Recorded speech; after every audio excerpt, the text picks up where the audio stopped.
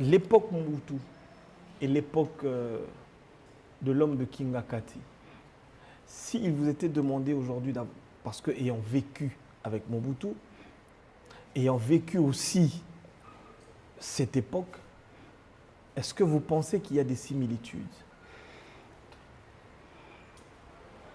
Mobutu a détruit le pays. Il a pratiquement chosifié les Aïrois. Parce qu'il a agi à l'opposé de Kasavubu et son équipe.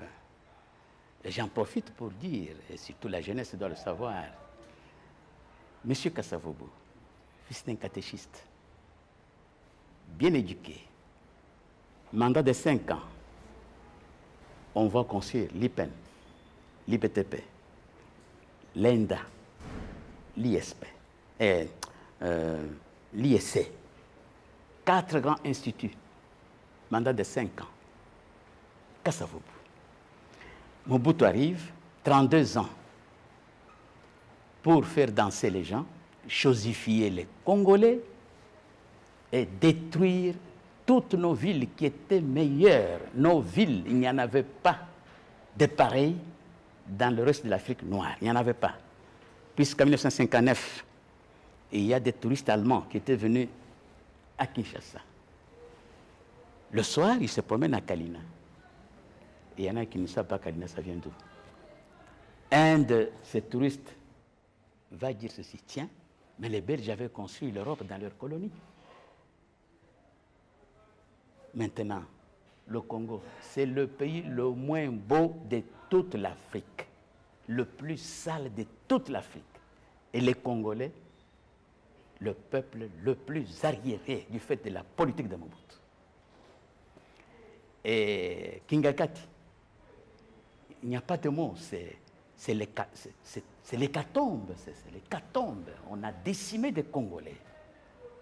On a décimé des Congolais. Lorsque j'apprends hier,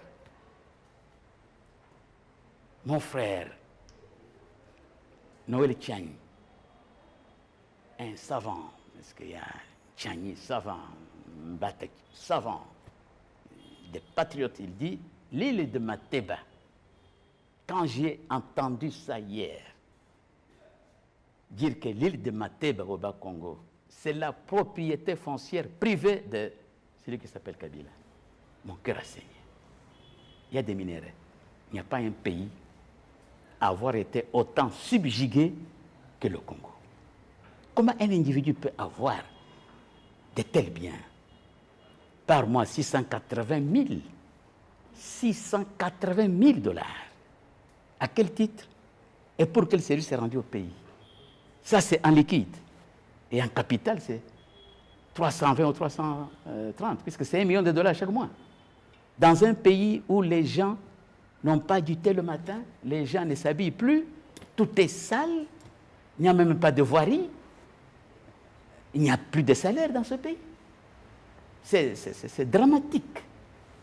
Dramatique. Et quand je vois des Congolais qui se disent licenciés, docteurs, c'est des papiers qui n'ont aucun contenu. Puisque j'ai toujours soutenu que les études ne font pas l'homme, c'est plutôt l'éducation. Merci beaucoup à mes téléspectateurs, je pense que vous avez suivi. Les études ne font pas l'homme, c'est plutôt l'éducation. Nous allons continuer avec M. Paul Kapita Chabani la semaine prochaine. J'aimerais vous apporter une petite information. Votre chef de l'État, notre chef de l'État, Antoine Félix Tshisekedi, touche 35 000 $ le mois. Et au jour où nous parlons, il a 3 mois d'arriéré de salaire. C'est-à-dire que le président de la République, quand je vous parle en ce moment, il n'a pas été payé pendant 3 mois. Vous pouvez rire, mais c'est ce qui se passe au Congo. Pendant que